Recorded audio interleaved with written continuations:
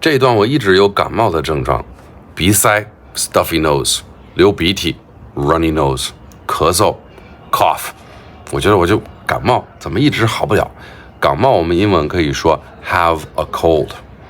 后来我去看了医生，他说，这个不一定是感冒，很有可能是过敏。那我吃了几种过敏药以后，我就发现好了，结果就不是 have a cold， 而是 allergies。所以如果你一直有感冒的症状，一直没好，你是不是也可以去看看，有可能就是过敏 allergies。